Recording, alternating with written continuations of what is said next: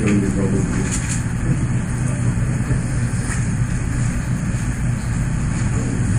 enter the diplomatic room of the White House.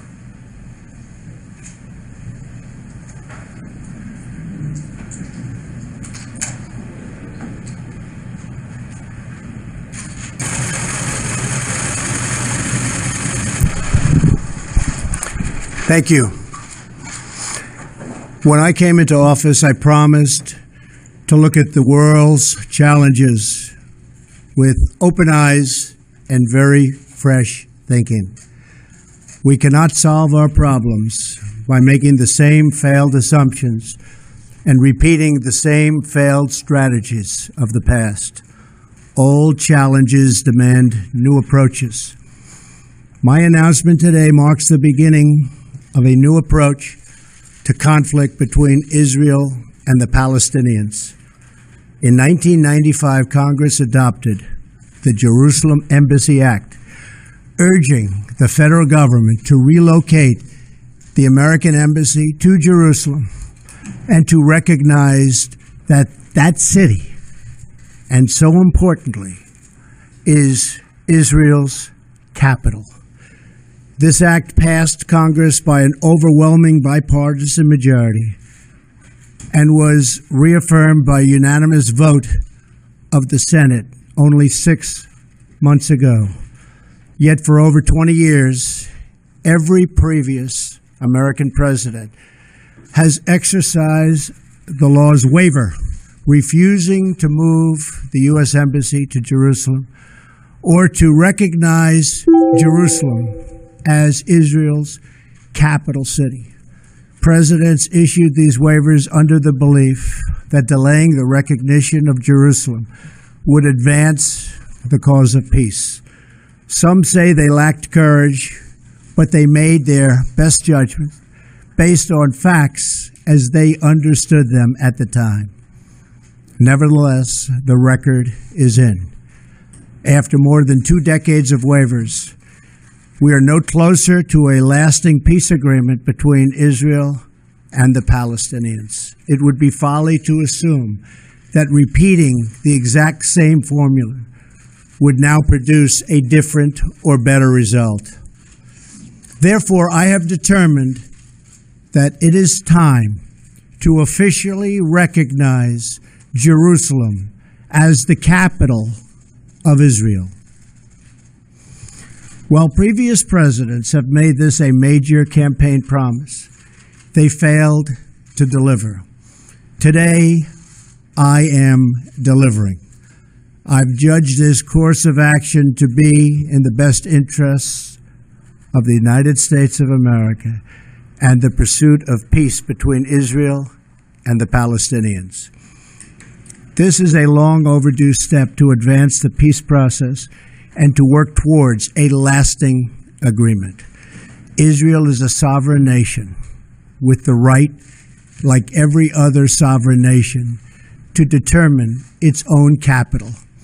Acknowledging this is a fact is a necessary condition for achieving peace.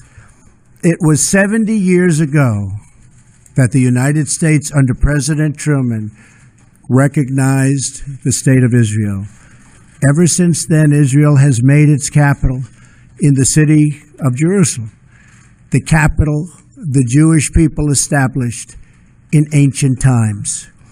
Today, Jerusalem is the seat of the modern Israeli government. It is the home of the Israeli parliament, the Knesset, as well as the Israeli Supreme Court. It is the location of the official residence of the Prime Minister and the President. It is the headquarters of many government ministries. For decades, visiting American presidents, secretaries of state, and military leaders have met their Israeli counterparts in Jerusalem, as I did on my trip to Israel earlier this year. Jerusalem is not just the heart of 3 great religions, but it is now also the heart of one of the most successful democracies in the world. Over the past 7 decades, the Israeli people have built a country where Jews, Muslims, and Christians, and people of all faiths are free to live and worship according to their conscience and according to their beliefs. Jerusalem is today and must remain a place where Jews pray at the Western Wall, where Christians walk the stations of the cross, and where Muslims worship at Al-Aqsa Mosque. However, through all of these years, presidents representing the United States have declined to officially recognize Jerusalem as Israel's capital. In fact, we have declined to acknowledge any Israeli capital at all. But today we finally acknowledge the obvious, that Jerusalem is Israel's capital. This is nothing more or less than a recognition of reality. It is also the right thing to do. It's something that has to be done. That is why, consistent with the Jerusalem Embassy Act, I am also directing the State Department to begin preparation to move the American Embassy from Tel Aviv to Jerusalem. This will immediately begin the process of hiring architects, engineers, and planners so that a new embassy, when completed, will be a magnificent tribute to peace. In making these announcements, I also want to make one point very clear. This decision is not intended in any way to reflect a departure from our strong commitment to facilitate a lasting peace agreement. We want an agreement that is a great deal for the Israelis and a great deal for the Palestinians. We are not taking a position of any final status issues, including the specific boundaries of the Israeli sovereignty in Jerusalem or the resolution of contested borders. Those questions are up to the parties involved. The United States remains deeply committed to helping facilitate a peace agreement that is acceptable to both sides. I intend to do everything in my power to help forge such an agreement. Without question, Jerusalem is one of the most sensitive issues in those talks.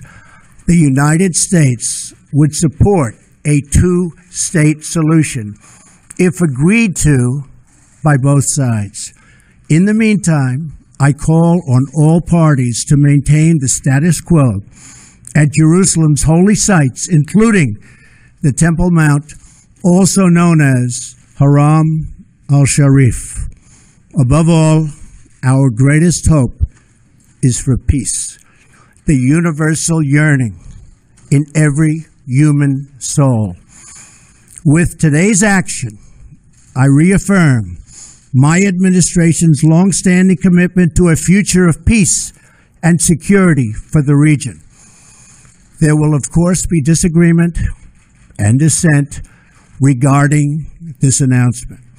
But we are confident that ultimately, as we work through these disagreements, we will arrive at a peace and a place far greater in understanding and cooperation. This sacred city should call forth the best in humanity, lifting our sights to what it is possible, not pulling us back and down to the old fights that have become so totally predictable. Peace is never beyond the grasp of those willing to reach it. So today we call for calm, for moderation, and for the voices of tolerance to prevail over the purveyors of hate. Our children should inherit our love, not our conflicts. I repeat the message I delivered at the historic and extraordinary summit in Saudi Arabia earlier this year. The Middle East is a region rich with culture, spirit, and history. Its people are brilliant, proud, and diverse, vibrant, and strong. But the incredible future awaiting this region is held at bay by bloodshed, ignorance, and terror.